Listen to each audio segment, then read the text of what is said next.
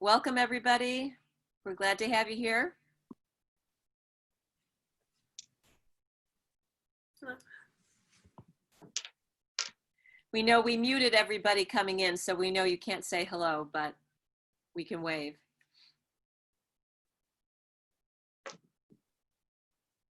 Right. Sean, Gretchen, should we go ahead and get started? Yeah, that works great. All right. Okay, Kristen, go ahead.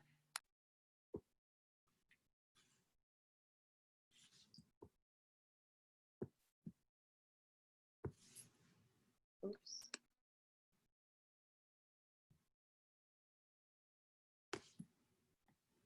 Kristen, I think you might be on mute. All right, great. Good evening. Welcome to our fellow members and community, and welcome to our speaker this evening. My name is Kristen Malone. I'm one of the co-presidents of the League of Women Voters of Glen, Ellyn, along with Erica Nelson. Thank you for coming to the first of, we have 2 meetings to be held in August this year. If you are new to League of Women Voters, we are a nonpartisan organization. We encourage the informed and active participation of citizens in the government. We work to increase understanding of major public policy issues and influence public policy through education and advocacy. The League does not support any candidate or political party. And now I'll turn it over to Erica, my co-president.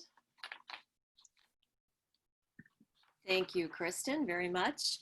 So just a couple of things before I introduce our speaker. We are going to record the session tonight so that other League members can have access to it and can let Sean or Bernie know if they want to get a copy of the link. This evening, Gretchen will present, and we ask that you keep your audio muted, which we have coming in to avoid any noise in the background. But during her presentation, you are welcome to jot some questions down or even start to put them into chat, which is at, if you're on a laptop, the bottom of your screen, you can click on that and go ahead and put your questions in and we'll collect them, or just save them till the end. It's my pleasure to introduce and welcome Gretchen Coleman. Gretchen is a junior at Syracuse University, majoring in political science. Gretchen lives in Palatine and is a member of the Palatine League of Women Voters. Clap, clap, clap. She has created an online initiative called Ballot, which purpose is to increase turnout among Generation Z voters in the Chicago suburbs. Ballot aims to make elections more accessible to this group, this age group, by providing voting information and resources on social media, at a website, and through email and also text reminders. She is grateful for the opportunity to be here and share her experience reaching Gen Z voters, and we are equally grateful for her commitment to educating all voters, which, as we all know, is our focus for the League of Women Voters. So Gretchen, welcome. Thanks so much for having me. I'm really grateful to be here. I'm gonna go ahead and share my screen. Technology should work. Yeah. You guys all see this? Great. Okay. So we're going to be talking about getting out the Gen Z vote, because I know that's going to be really critical going into November. I'm going to just share my experiences with Gen Z voters, specifically through Ballot, and also kind of what that means for effective social media use and reaching these voters, and what you can do as individuals and as members of the League to reach these voters and get as much turnout as we can in November.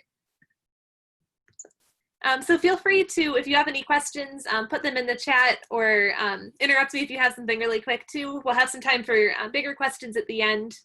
There's also a part of the presentation where we're going to get a little bit more into like the nitty-gritty of social media, so please stop me if there's anything you want to be clarified, because it'll probably be easier to just address it then. That'll make the most sense too. So we'll go ahead and get started with just a little bit more background about me. So I'm studying political science at Syracuse University, so really passionate about government. I want to work in government someday. But I've also been involved with campaigns in the Palatine area, which is kind of what led me to get interested in voting and really passionate about voting.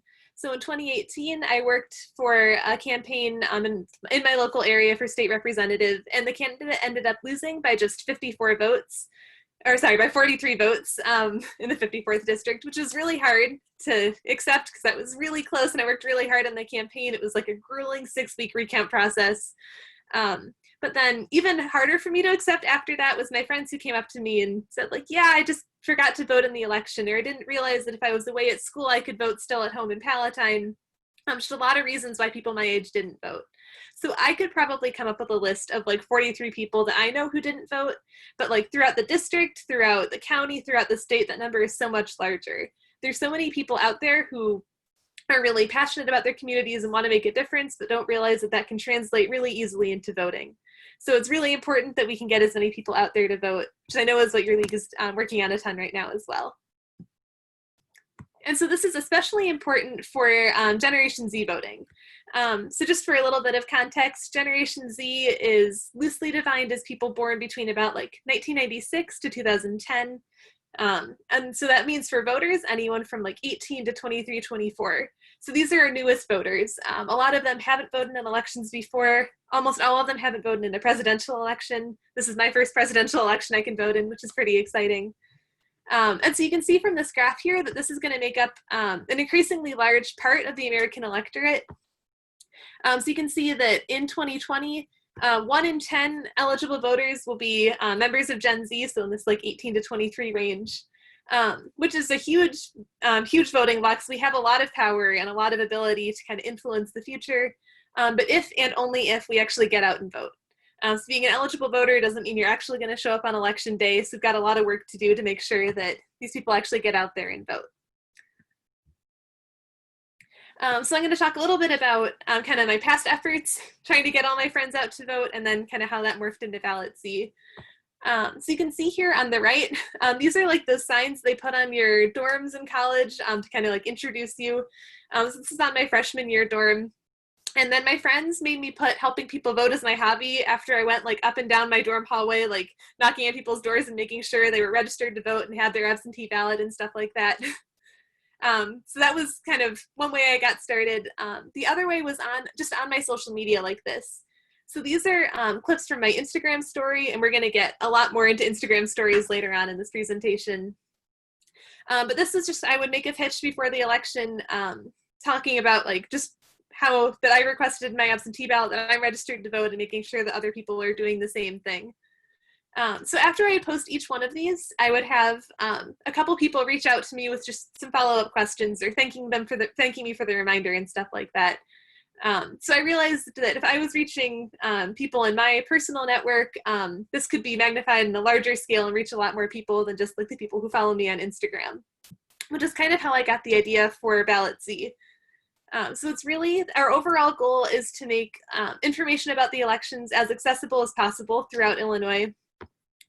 So we've got 3 main components. We've got our website, email and text reminders, and social media, really just to remove any barrier to getting information about upcoming elections and like voting resources and things like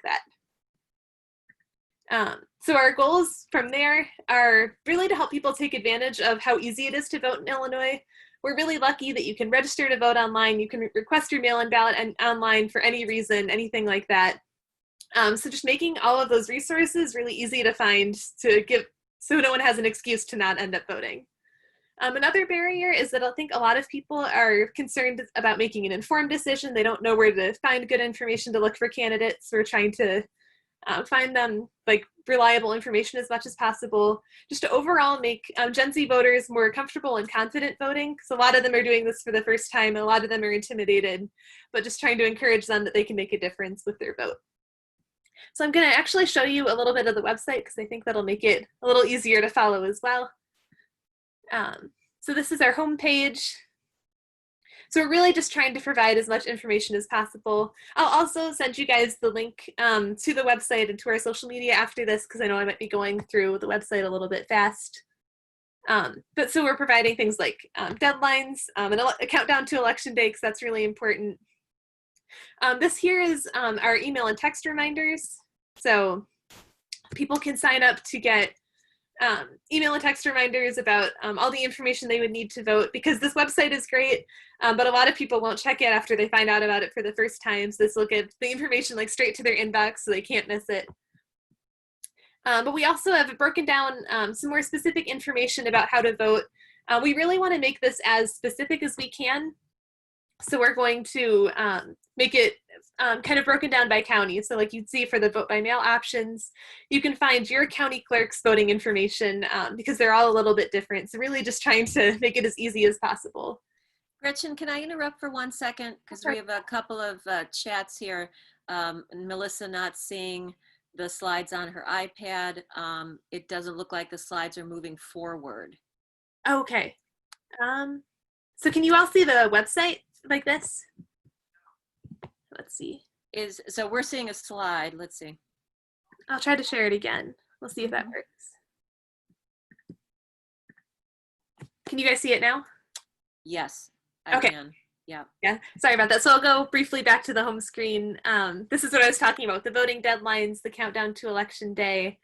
You can sign up for the email and text reminders here. You guys can still see all of this? Yep. Okay, great. So this was here, the vote by mail.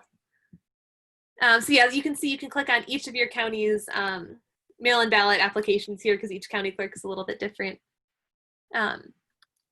Yeah, so really just trying to make it as easy as possible because none of this information is like super hard to find. You can find it by Googling, but I know a lot of my friends like won't take the time to go do that or don't realize that it's super easy to find this information.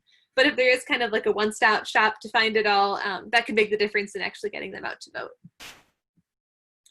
So this part here is what I was talking about with like the voting resources. So linking them to places like Ballotpedia, VoteSmart. If anyone is hosting like candidate forums or things like that, I know that a lot of League of Women Voters groups have candidate forums. I want to somehow be able to link it to here because that's another good way to get really good nonpartisan information. So yeah, definitely keep me posted if you guys are hosting any of those leading up to the election. Gretchen, a question came in since you're on your site. How are you getting people to your site? A lot of it is through social media. So like in each of my social media posts, I'll kind of direct them like check out our website for more information. Also, some of it just like if I'm talking to people about Ballot Z, I'll like send them the link to it. But I think that social media is probably the primary way to get people like to know that it's out there because a lot more people are following or on like Facebook, Instagram, and Twitter. So they'll be able to get directed to it that way.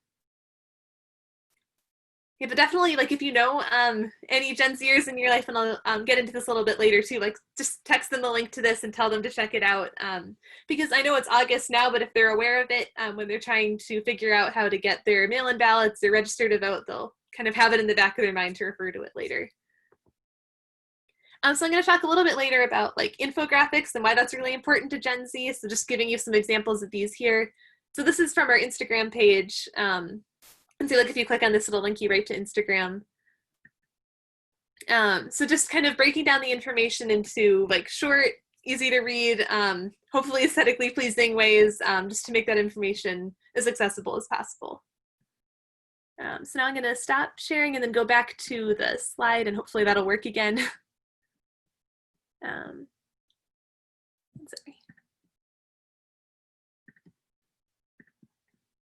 Can you guys see this, or are you seeing the slide? Okay, great. Yeah, just stop me if the slides aren't working for whatever reason. So this is more about how we're trying to get to Gen Z voters specifically. I definitely don't have the secret to this. This is basically what I've tried and what I think based on my experience and my friends' experience is kind of what works. It's definitely a learning process because also most of these people haven't voted before, so Gen Z is somewhat of an unknown entity. So really whatever work we can do right now to figure out what's the best way to reach Gen Z voters will help out for every future election as well. But I really do believe that a lot of it is establishing this kind of like voting culture. Really, as long as voting is kind of the social norm, like if you think that all of your friends and family are voting, then you'll feel compelled to go vote as well. It'll just be kind of like the normal thing to do. But along with that, we want to make people feel like that they should go vote, but also to encourage them, like to not make them feel bad that they've missed a couple elections, just glad they're here now and ready to make a difference in the future. So with Ballot Z, we're trying to be as positive and empowering as possible. Really just make them feel good about what they're doing, that they're making a contribution to democracy, because that's really important. And the other aspect to getting to Gen Z is getting them information where they want it. So right now, especially due to COVID-19, that's primarily online as much as we can. So if you want to get to Gen Z voters, be where they are online. And so that's primarily through social media, and then kind of through social media directing them to the website or to other resources you might have. Facebook, but especially Instagram and Twitter. We're also just starting to dip our toes into getting on TikTok, so we'll see how that goes. I personally have no experience with TikTok, but I have somebody helping me out with that, which is awesome. Gretchen, can I ask a quick question? Yeah. This came up in chat. One of our attendees wants to know if you can show all the social media links at some point, or if they can be sent to Sean and Bernie afterwards and they can send them to everybody who registered. Definitely, yeah. So I can send you the PowerPoint after so everyone can have access to the PowerPoint, and we have our links at the end. I can also put the links in the chat anyway to get the social media out there for sure. Yeah. Yeah, so that kind of goes along with recognizing that we all, I believe that Gen Z responds to information a little bit differently than other generations based on what I've seen that my friends tend to respond to.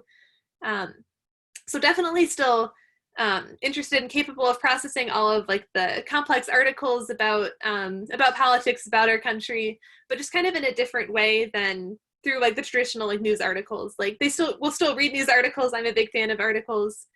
But the videos and infographics tend to get a lot more traction, I've found. So I saw this a ton with the Black Lives Matter protests and the Black Lives Matter movement. At the beginning of the summer, my entire Instagram was flooded with really interesting and important and really well presented information about anti-racism and how to combat racism within your community through these really well put infographics or really powerful videos, and everyone was watching them and sharing them and spreading a lot of really good information that way.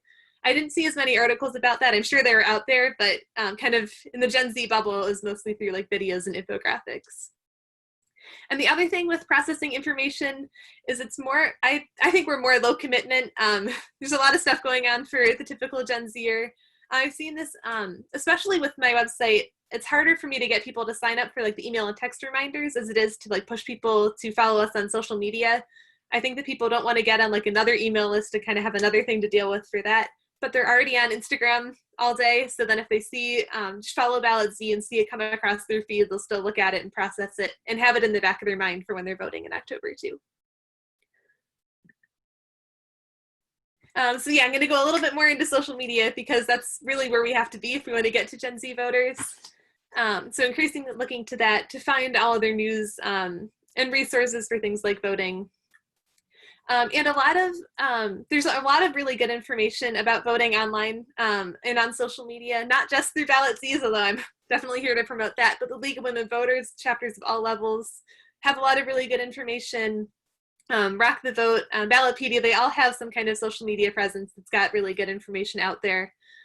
So we really just need to make sure voters find that. So promoting it as much as we can through personal networks, through other sources as well, just making sure that all that information gets out there as much as we can. And that's definitely where you guys come in. So I'm sure that you have a reputation among your friends and family as the go-to for voting. People have asked you for questions about candidates or registering to vote or anything like that just by being members of the League. And you can do that on social media as well. You can kind of connect with your network there to amplify the message and kind of disseminate those resources as much as we can. So first I'm going to show you a couple examples of what the voting related content looks like, both on Ballot Z and the League social media, and then go more in depth into Facebook, Twitter, and Instagram each, show you how you can share those posts to your own personal pages. So this is a little bit where we're going to get more into the nitty gritty, so please interrupt me with any questions you have about these as well. Gretchen, Kristen has a quick question for you.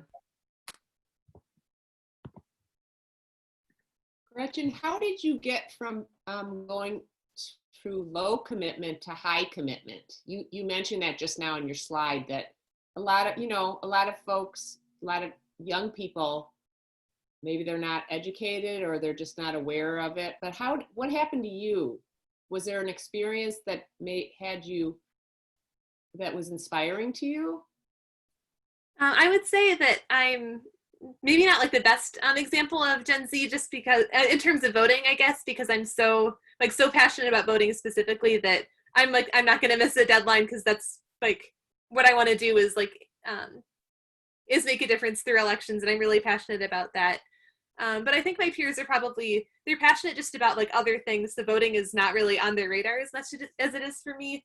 So because they're so like invested in anything else, they just have more going on in their life, that voting isn't like their primary concern. So I think it's not necessarily trying to get them like as much of a voting nerd as I am, or more just kind of helping them realize how easy it is, and that it's not super high commitment to take 2 minutes and request a mail-in ballot and things like that. So just showing them how easy it is, I think, is kind of to get them to respond, to get them to vote, even through kind of like low commitment ways. Yeah. I mean, it would be great if everyone would like spend all their summers trying to get people to vote too, but I think the more realistic is just kind of meet people where they are, and they could still make a big difference that way. So I'm not sure why this one picture in the Ballot Z social media isn't showing up, but I can show you the social media through my phone later as well. But these are just a couple examples of how Ballot Z is posted on social media. So like we do a countdown every Monday, counting down to election day, because it's coming up. I think we're at like 90 days, not 127 anymore. This is a tweet where we shared an article providing some more information about voting. This was a picture of like an infographic about the security behind mail-in voting. I can show that to you later. But the League of Women Voters also has a really great social media presence. It's something that we definitely want to amplify to get to more Gen Z voters. Also a shout out to whoever runs the League of Women Voters Glen Ellyn page. I think you guys have an awesome Instagram, and I'm always excited whenever I see your posts. So that would be Nicole, who is on tonight. So shout out to Nicole. Nicole. Yeah, it was really exciting when I saw like the Ballot Z come across my feed, and I was able to share it on my own Instagram. So that's pretty cool. But there's also like the League of Women Voters, the county level, the state level, the national level has really good social media as well. So making sure that we can kind of find that, and then it's really good, reliable information, so spreading that as much as possible. So now I'm going to get into more how you can share that information, all this good information that exists through the League and through Ballot Z and elsewhere on your own personal pages. So we'll start with Facebook, because I'm guessing you guys are a little bit more familiar with Facebook than you are with some of the other platforms. We'll delve more into Instagram and Twitter afterwards. And I'm guessing that a lot of you already share information about politics and about voting through Facebook, but it's a really good way to kind of get the information out there to a network of people that you wouldn't necessarily bring up in like everyday conversation, but they'll still get the messages they need. So I'm not sure why that's not, sorry, I apologize that the images were working earlier, I promise. No, that always happens. Okay.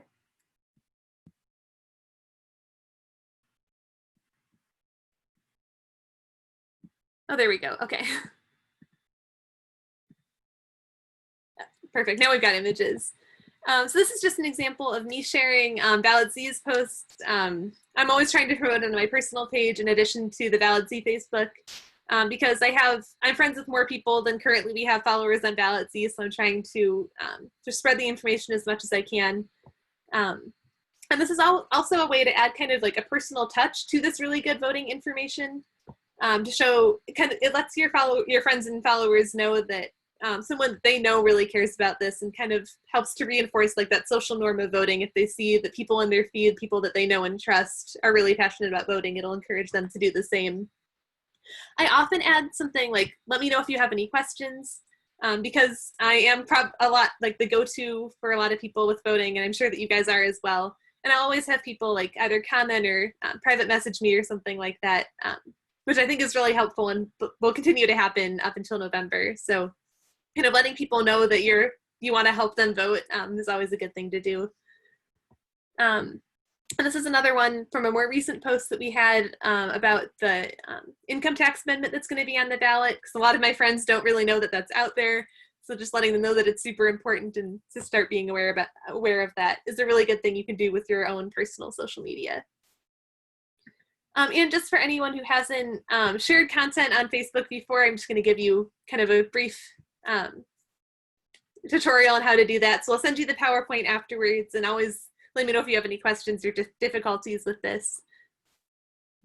So this is if like you saw the post on Ballot Z in your feed, and then in like the bottom right corner, there's a little box that says share.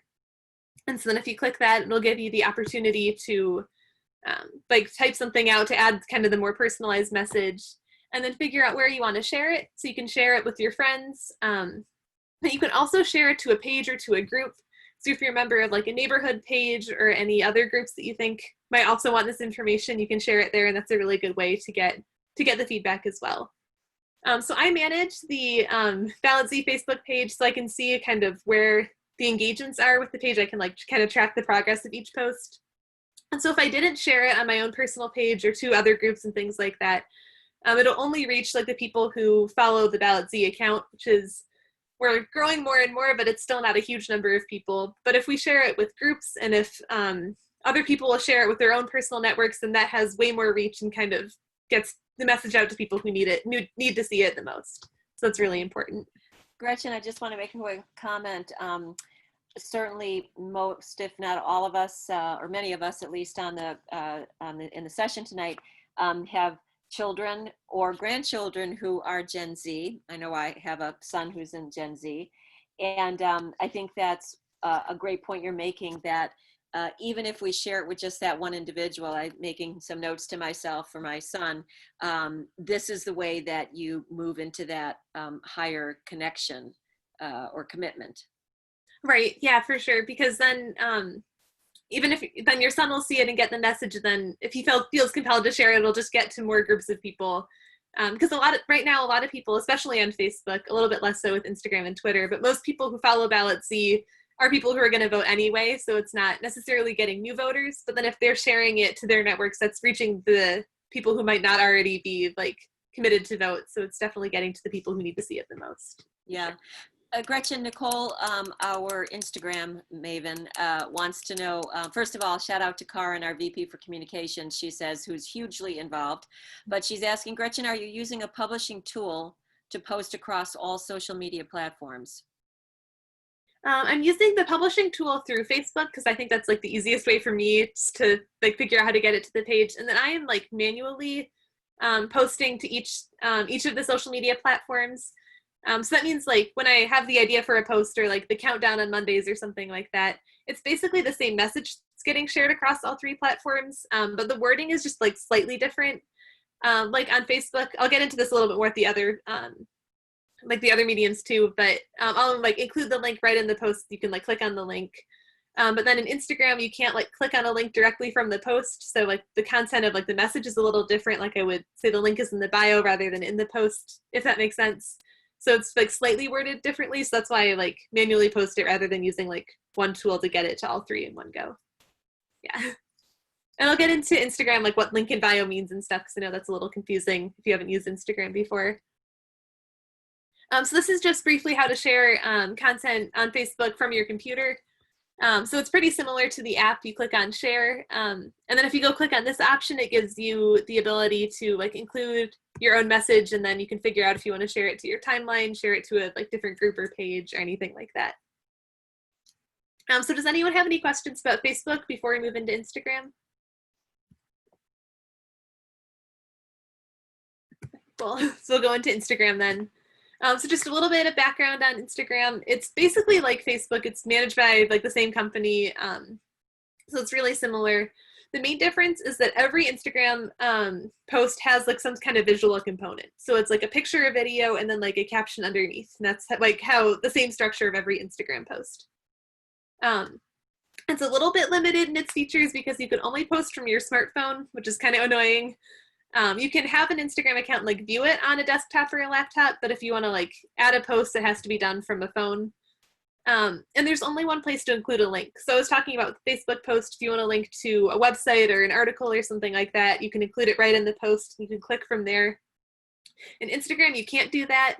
I think you get a little bit more ability once you get like 10,000 followers, but for everybody else, you can only do that from your profile specifically, not from a post, and I'll get into that in just a minute. And the other thing is when you want to share someone else's posts, you generally share them to your Instagram story, which is something that comes at like the top of your feed. I'll show you actually from my phone so you can see it a little bit more clearly. And that allows you to see kind of a brief message for like 24 hours. So it's like slightly different from the posts that come across in your feed. And I'll show you the difference too. So this is what I was talking about with the links. So because when you click on a post and you can't directly click, like from the caption, go to another link, you would generally say like link in my bio or something like that. And this is what this refers to. So this is in your bio, then you have the option to include one link to any website you want. You can change it at any time, but just one link at a time. So in my personal Instagram, I have it linked to the Ballot Z website. But then if you like post about an article, you could say like link in bio to the article, and then it'll, and then you can direct people to click on that specific article, if that makes sense. So the other thing is Instagram stories. So this is the way to spread information, but the posts are only available for like 24 hours. But this is where, like I saw all of my friends post about Black Lives Matter and anti-racism, and all this really good information is primarily through like an Instagram story. So you can see this is how you post. So this is like what an Instagram post looks like on the app. And if you click on this button here, it looks like a little paper airplane, I think. And then you'll say add post to your story. And then this is what that looks like. And then I should be able to do it directly from my phone, which I think will make it a little easier for you to see. It'll be a little clearer. Let's see.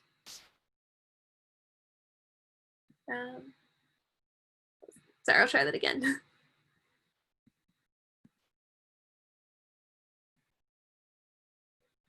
Can you guys see this? Can you see my phone screen? Awesome. Okay, so this is my Instagram account. So you can see, like, this is what I'm talking about. Like, these are the general posts. This is like the picture, and then the image component, and then the caption here. And then this is what I'm talking about with the Instagram stories. So they kind of show up at the top of your screen, and then they're only available for 24 hours. So this is like one of the Ballot Z stories that I just posted. I had shared somebody else's post, and then I'd given a little bit more information about that. So like if you were to click on this post, you can see it says like see post, and that will direct you to like the other account's post. And then you can add a little bit more information and just make it more aesthetically pleasing too. So I've done the same thing with the League of Women Voters Glen Ellyn. So then if I was to click on this and it said see post, it would direct you to their account.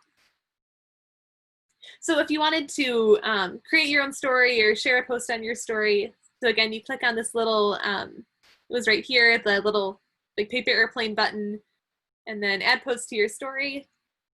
And so I'm just going to show you a couple different features. You can play around with it too, because there's a lot of creative things that you can do with this. But if you wanted to like draw anything, you could add words or anything there. But you can also do text. So if you click all in the right-hand corner, you add text. And then you can also add stickers. So this is one way to just make it a little bit more exciting. Basically, you just adding some like pre-made images and things like that. So if you were to search like vote, you can find like some fun graphics just to kind of spice up your post a little bit. But one thing that's really important with the stickers is you can get people to register to vote directly in Instagram, which is really cool. So if you click here and it says register, then if this is going to show up on your story, if people were to click on this, it would bring them to a list of all the states, and they'd select their state, and it would automatically direct them to their state's voter registration application, which is a really cool resource. Also gets people to like kind of do it right there. They can just do it. It takes like 2 minutes, which is a really cool option. So it's definitely something that you want people to know about as well. Okay, Does anyone have any questions about Instagram? Or about like the stories or anything like that?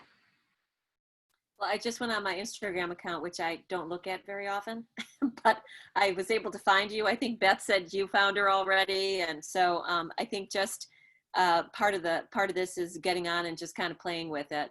Can Yeah. I just, out of curiosity, get a show of hands of everybody on here? Raise your hand if you use Facebook pretty regularly. Facebook, okay. What about Twitter? Yeah, and then Instagram, little bit. Okay, yeah, just wanted to get a feel for that. Yeah, do you have a question? Could you show that the vote registration button again and how that works? Thank you. Sorry. Sorry, I'm having a little issue. I'll figure out if I can share my phone again.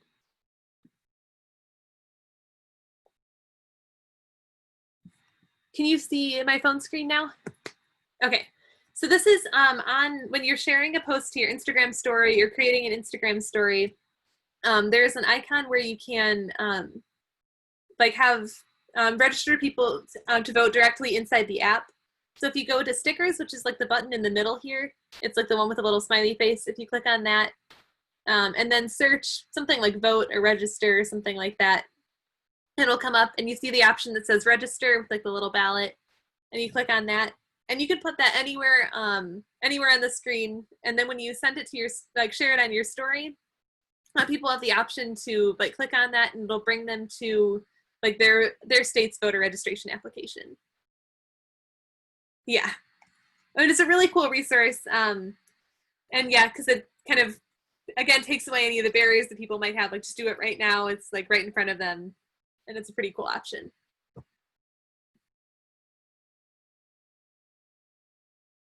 Any other questions about Instagram? Cool. So I'm going to go back to the presentation, which you guys can all see, right? Okay, and then get onto Twitter. So I'm not sure how many of you use Twitter regularly, but it's definitely a really good way to share information about, there's a lot of talk about politics now, voting on Twitter. The main difference is there's less of an image component than there is to Facebook and Instagram. You can post images to Twitter for sure, and there are a lot of tweets with images, but it's not necessary like it is in Instagram. And then every message is short. So you only have 280 characters, which depending on the length of the sentence is like maybe 3 sentences. So it's pretty short to say what you want to say in each tweet. So it's generally not like super long, nuanced arguments, but just kind of quick information and quick reminders and things like that. And if you wanted to share somebody else's content, you can either like, retweet, or comment on their tweet. So I'm going to get into a little bit of what each of that means. So this is like a sample tweet. This is from the League of Women Voters Illinois. And if you wanted to share this, you could either comment on it, just like you would comment on a Facebook post or anything like that. And then this is the send. So if you wanted to like send it to an individual through like a private message, you would do that here. But if you wanted to share it with other people and get more people to see it, you would either retweet it or like it. And that they both kind of accomplish the same purpose of like getting it on someone else's feed. So if anyone follows you on Twitter, they'll see the posts that you like and retweet. It'll show the tweet like this and then say like so-and-so liked this tweet or so-and-so retweeted this tweet. So kind of the difference between them is retweeting is a little bit stronger than liking it. It's like more emphatic, and it also will like save to your profile. So it'll give like, so when people go to your profile and see what you've tweeted, they'll see the things that you've retweeted, but they won't necessarily see all the posts that you've liked before, if that makes sense. So when you go to retweet, so if like you click this retweet button, it'll say either retweet or retweet with comment. So if you just retweet it, then you don't have the chance to like add anything to that. It's basically just like the equivalent of sharing a post without adding any other text. So it'll come across in someone's feed like this. So it'll be the tweet, and then it'll say at the top like so-and-so retweeted. If you retweet with a comment, that gives you the ability to like add to the tweet, to like comment on it, like add something else to it. And I think that if you add, like, retweet with a comment, that tends to get a little bit more attention because people are following you, so they kind of want to see what you have to say. So they might stop and look at it for a couple seconds longer than if you hadn't retweeted with a comment. But it kind of depends on your comfort level and what else you have to say about the tweet. So this is when I was like just launching Ballot Z, so just kind of letting people know what it is, like get reminders for the Chicago suburbs, things like that. So really short to the point messages too on Twitter. Does anyone have any questions about Twitter?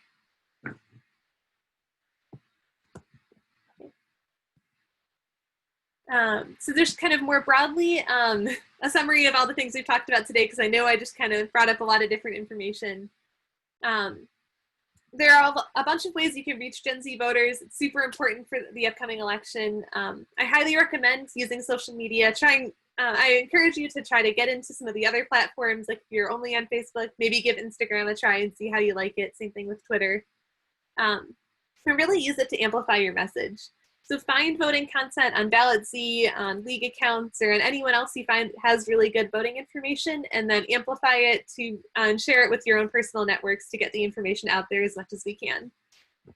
So social media is one aspect. And I know that we're in COVID times, so personal interaction is really limited. But talk to other Gen Zers in your life as much as you can, whether it's kids, grandkids, neighbors, students, anyone you might know about Ballot Z. You could text them the link to the Ballot Z website, encourage them to follow social media, or just send them the occasional reminder. Like keep bugging them until they've registered to vote, keep bugging them until they've requested their mail-in ballot, things like that. And that'll make the difference. Just kind of that personal follow-up will get people to vote who might not otherwise. And just in terms of getting Ballot Z to grow, I found that kind of personal connections like this have been the most helpful in spreading the message about Ballot Z and sharing the word and kind of amplifying our presence on social media. So if you're a member of any other groups or organizations that would be interested in, that has a shared goal of getting young people out to vote, if you could connect me with them, I would love to collaborate with them, give similar presentations, or just even a brief pitch at their meetings. That would be really helpful as well. It would be really appreciated. My contact information is on the next slide. Yeah, so this is all the contact information to the website, the email, and then our different social media platforms as well. And I'll definitely send you this presentation too, so you can have all this information whenever it's most convenient for you. That's great, thank you. Well, while we were here, I'm sure that other people were doing this too, so hopefully I'm not alone. But as you were talking, I went on my different social media platforms to see if I could, do things as quickly. And I just shared your last one. I just joined your Instagram and just shared it on my story, and that's how quickly some of this can get connected. I have to agree with Beth and Elizabeth and others who have said this, that just a really fabulous, fabulous tool.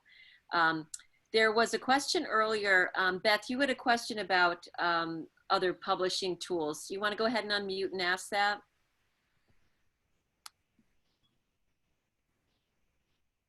There we go, sorry. Yeah. What are the names of some of the publishing tools? I imagine they'd be expensive, but do you know some of the names? What do you mean by publishing tools? Like it sounds like you'll create like a message and put it into the publishing tool, which then sort of automatically sends it to different, or prepares it for Instagram, Twitter, and Facebook.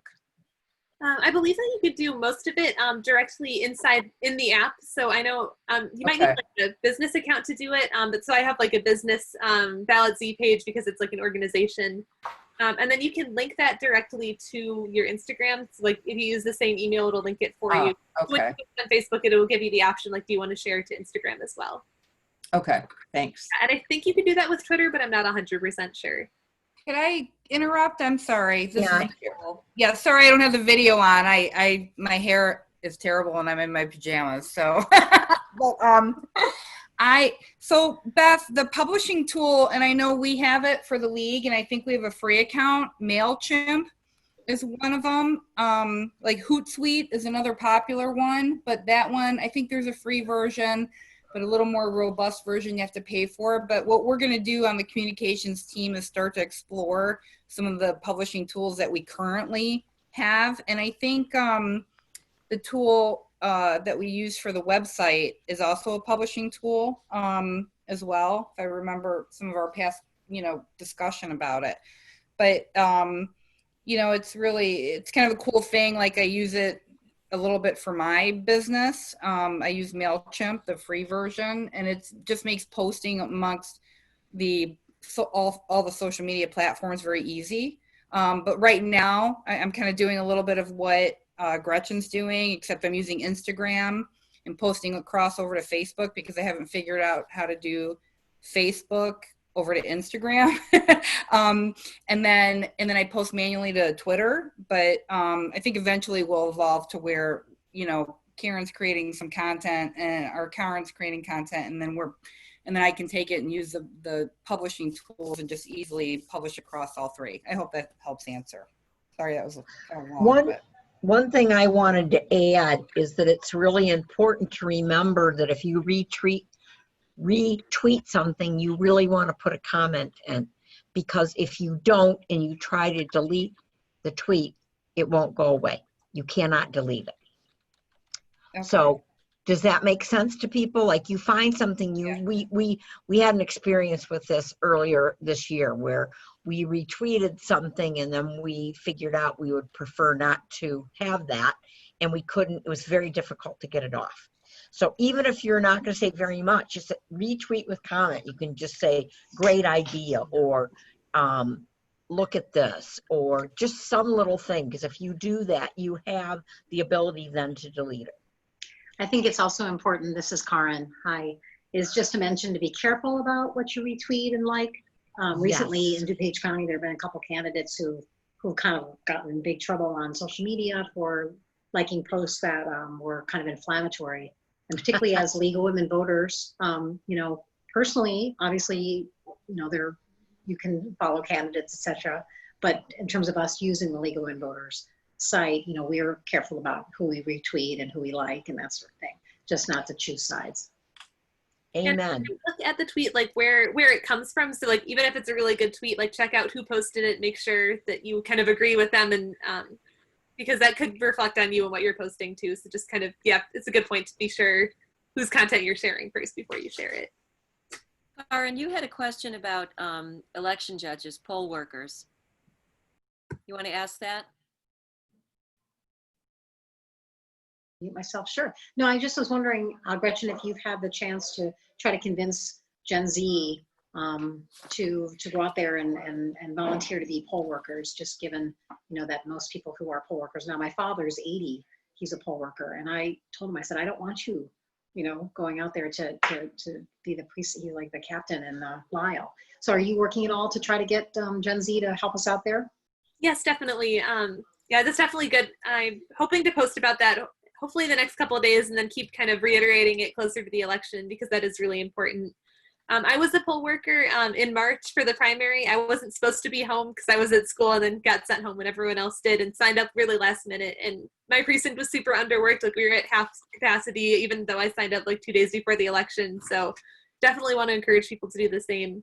Also, I believe that Illinois just passed legislation saying that 16-year-olds can sign up to be poll workers. So even people who can't vote yet, like, that's a really good thing for them to do and still get engaged. So I'll definitely try to promote that as much as I can. Gretchen, I have a question. I was thinking about this the other night. Are Gen Z voters different? I don't know what that word exactly means, but do you feel like you're a different population in terms of voting interest than you were 4 years ago? Is there something that you have found is unique about the Gen Z voice?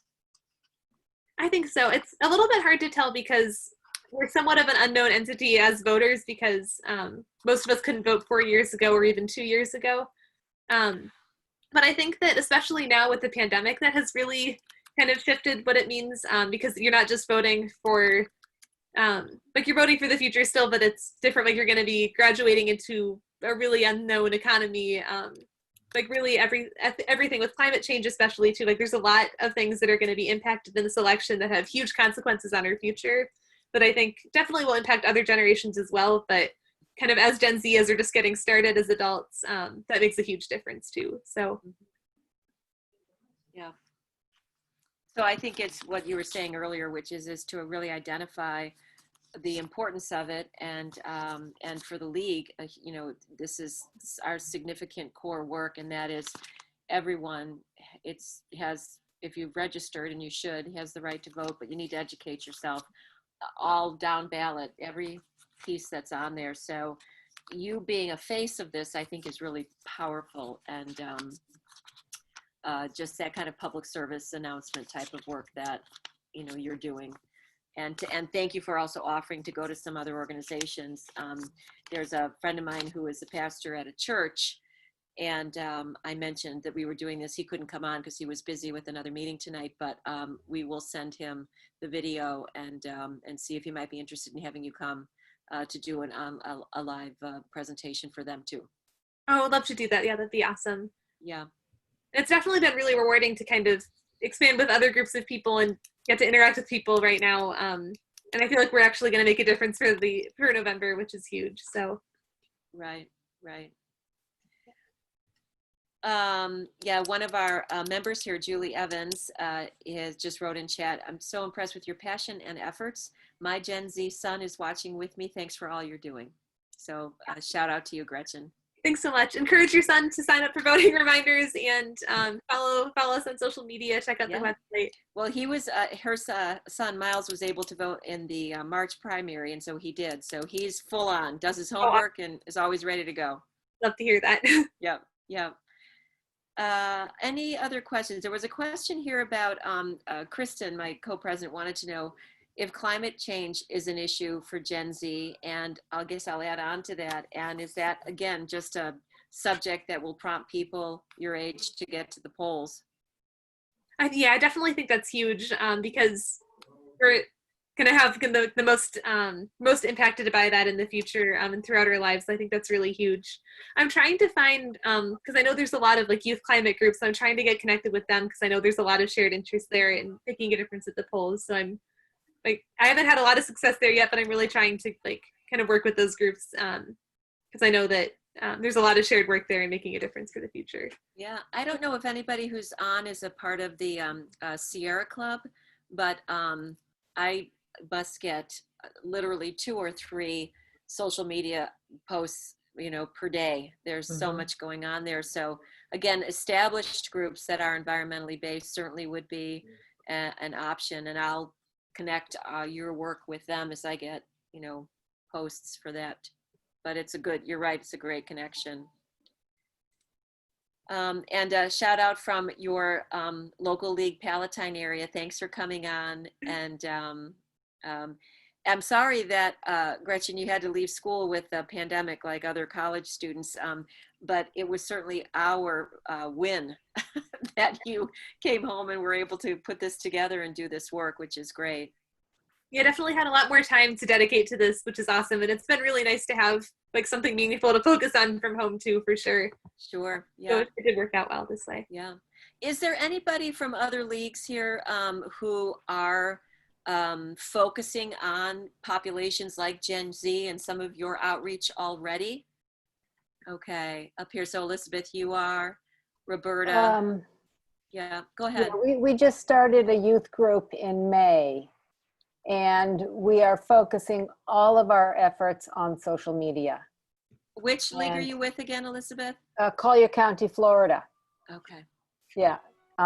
There's a pretty big presence over in West Palm Beach, or Palm Beach League of Women Voters, but ours is brand new. And we're just focusing right now on getting the information out for registering, informing yourselves, and voting. You know, and How did you, push in vote by Elizabeth, mail. how did you start it? How was it formed?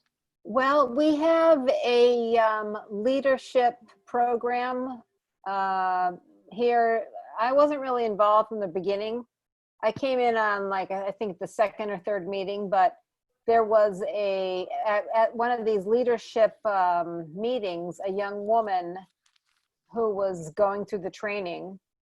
The opportunity presented itself with our previous president. So she spoke to her about the possibility of starting a group. And the summer before, I had mentored a young man who was working, we were looking at all things related to Latino voting. And he jumped on board, his brother jumped on board. We had, we have a core group now. So it pretty much just went word of mouth after we had two young people ready to get going. So I have to say it's not easy. Yeah. Because I've found that I used to teach at university level, so I understand how much direction you really need to provide. But I think we're at a point now where everyone's really ready to just run with it and try, we're just focusing on the election, and after that we'll try and build the group. But it's it's a challenge, but it's great. They're so excited. They're really excited. That's awesome to hear. Yeah, it definitely is a challenge to kind of get the social media up and running, like it, because the good social media looks effortless and it looks like it's so easy to just get this engagement, but it is really a challenge. So I think what the work your group is doing is awesome for sure. Yeah. Elizabeth, how did you find this program tonight? Just through some league emails. I'm bombarded with league emails. So because I'm working with this population, when it said the Gen Zers, I'm like, okay, I have to go. That's it, yeah. Oh, we're so glad to have you on tonight. That's great. Happy to be here. Roberta, also you're working on on bringing in the younger vote as well. Yes, ours I think are a tiny bit younger than the Gen Z. I'm not sure. I'm sorry I was late. Oh, that's high schoolers are our focus right now. We're working on a mock election by vote by mail. We have a video contest proposed to get the, because we're going to be probably learning from home for at least the first quarter of this next school year. So the teachers seem to be kind of excited about having an opportunity to get the kids writing or making short videos, 30-second, whatever videos. We're doing vote by mail, why you should vote, get out the vote. And there's another one, and it's been a really long day and I don't remember what it was, but anyway, the idea is to get the kids to do the instructions on a video, and whoever wins, that'll be the video for the school to explain. We have a Milo site, which is really possessed right now.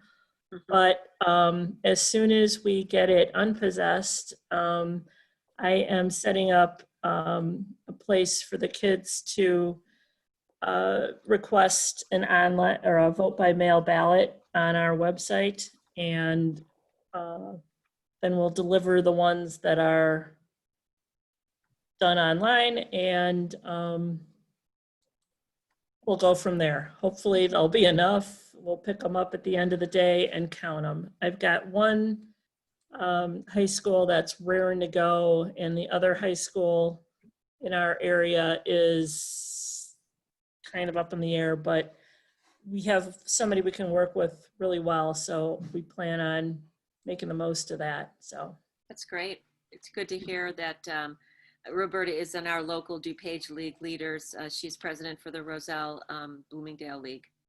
And so I think we're all doing some things individually. Any other ideas or suggestions people want to unmute and share with each other?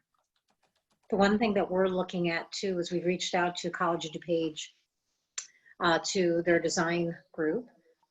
We've reached out to actually a couple of different groups. They have like I forget, it's a policy group or a politics class, as well as the design group to create a design challenge for the young people to have like a get out the vote meme design challenge, and whoever would win would get $100, and then we'll use their meme on our different social media platforms. Yeah, it's great. I think one of the things I took away from this, Gretchen, is that even if we have a league that isn't as savvy when it comes to social media, if you have the account and you can follow some of the other leagues that are, posting more often and sharing out vote by mail, that type of thing, you can pick those up and just share them on your own site. You don't have to create them, right? And I guess that's some of the message I'm hearing you say too, which takes a little bit of the pressure off of, do I have to design all this? Yeah, there's so much really good information out there already, and we can all work together because we've all got the same mission, and spread that as much as we can. I think is working really well too. Yeah, no need to reinvent the wheel for sure. Right, there's good stuff out there. Yeah. Any other questions? Yeah, Elizabeth just wrote that as you were saying it, Gretchen. Yeah. No need to reinvent the wheel, right? We need to just take a lot of the work off our plates. Any other questions or comments before we close out? That made me think of another thing with Instagram. I found some other like Gen Z voting accounts, which is really cool too. And then I've started like sharing their content on like the Ballot Z social media, and then they've done the same on theirs. So kind of those partnerships are a good way to just increase like presence and get like kind of share followers and share that information. And that's worked really well too. Right. I encourage you to do that with other leagues and any other voting accounts you might find out there too. Yeah. Well, I just posted or shared Gretchen's post to some of our local leagues, National League and the U.S. League as well. So hopefully Gretchen will, get some press at the top level there, but we'll definitely continue to do that. We want to thank everybody. In particular, Kristen and I want to thank Sean Fasoulis. Sean, can you wave? And Bernie Lazuski. Bernie, where are you? Wave. Who have spent literally tens of hours organizing, working with Gretchen, and then of course this most stressful part, making sure that all of this Zoom stuff works. So we're so grateful to you as our voter services coordinators and directors, and just grateful to all of you for coming on tonight. Yeah, thank you, Sarah. I agree. Gretchen, I don't know what to say. We want to all adopt you and put you in our bags. So thank you so much for being here. Gretchen will send to Sean and Bernie the PowerPoint from tonight. Make sure that all her links are attached, and then they'll send that out to everybody. And let's all get on each other's social media and just keep this going. Great job, Gretchen. Great job. Yeah, thanks everybody. Elizabeth, so good to meet you. Thanks for being here, and everybody. Strong work. We're in this together. Let's get those people educated and registered and voting. Right on. Thank you, Gretchen. Great job. Thank you. Bye, everybody. Have a good trip tomorrow. Have a good school year. Yeah. Have a good night. Safe travels. Yeah. Take care. Bye-bye.